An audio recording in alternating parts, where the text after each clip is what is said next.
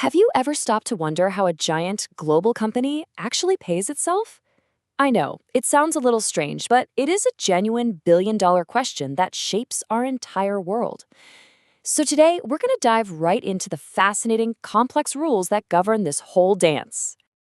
Just picture this for a second. You've got a massive car company. The engine is designed over in Germany, but the car itself is assembled done in Mexico.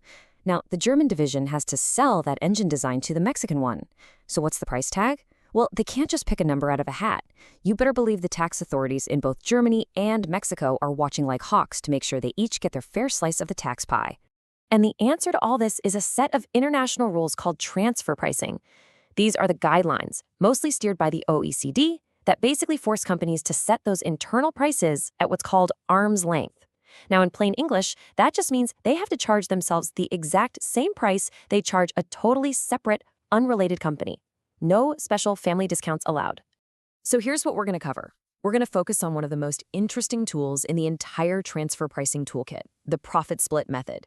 We'll look at what it is, when you should use it, and maybe more importantly, when you definitely should not use it.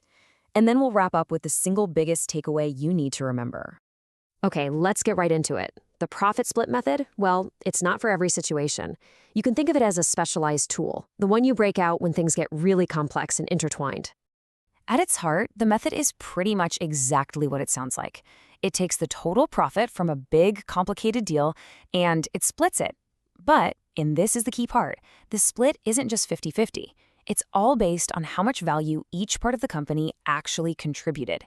It's like baking a pie together. You get a slice that's proportional to the ingredients you brought to the party. So, when do you know it's time to pull this specific tool out of the toolbox? Well, the OECD gives us some really clear signs to look for. First, when both sides are bringing something unique and valuable to the table. We're talking about critical patents, special know-how, that kind of thing. Second, when their work is so tangled up that you can't really pull it apart. And third, when they're both on the hook for major business risks. If you check all those boxes, a profit split is probably your best bet. You know, the best way to really understand this is to just see it in action. So let's walk through a few classic case studies, pulled straight from the OECD's own guidelines. Okay, first up, we've got a pharmaceutical group. The parent company has a patent for a groundbreaking new drug. They then license that patent to one of their subsidiaries, whose job it is to actually develop it and get it onto pharmacy shelves. You see what's happening here, right? The value is coming from both sides. Company A had that foundational patent and did the early science, but Company S did all the critical late-stage work and, crucially, got it through all the red tape with regulators. You take away one of those contributions, and there's no product. There's zero profit. This is a textbook case for a profit split. Now let's see that exact same principle, but in a totally different industry. Our next example is a company that grows, blends, and sells a very special, super premium kind of tea. And would you look at that? It's the same pattern. On one side, you have the grower, ACO, with its unique land and secret blending techniques that create a product you just can't get anywhere else.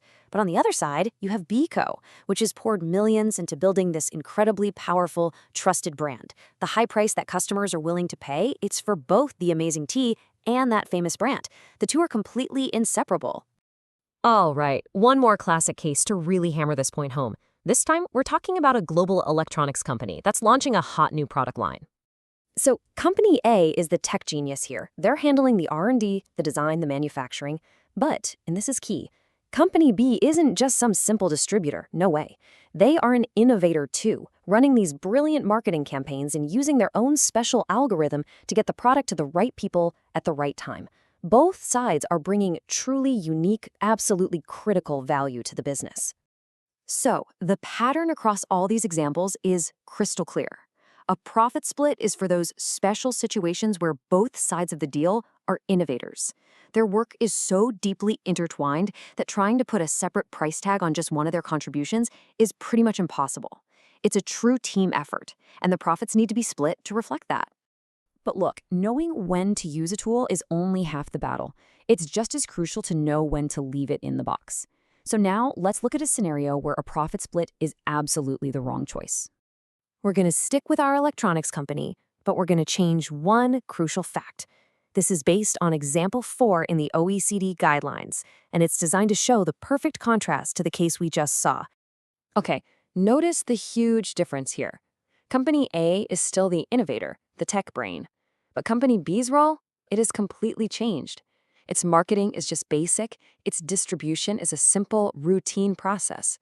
It's no longer bringing anything unique or special to the table. It's just performing a standard, run-of-the-mill function. And this quote really says it all. Because Company B is just providing a standard, everyday service, you can easily look out into the open market and see what other independent companies get paid for doing similar routine work. You can benchmark it. You don't need to split the entire profit pool because you can reliably figure out the price for one side's contribution using a much simpler method. So, after looking at when to use this tool and when not to, let's bring it all home. What's the big idea, the main takeaway from all of this? You reach for the profit split method when you have this very specific cocktail of factors. Both sides have to be bringing unique and valuable contributions. Their work has to be deeply integrated. They must share significant economic risks. And because of all that, it becomes practically impossible to figure out what one side's piece is worth without looking at the entire pie. Ultimately, the profit split method isn't just some obscure tax rule. It's really a reflection of how modern business actually works. It forces all of us to ask a really fundamental question. In our totally interconnected world, where R&D from one country gets combined with marketing genius from another, how do we fairly figure out where value is really created? Now that's a question worth thinking about. Thanks for tuning in.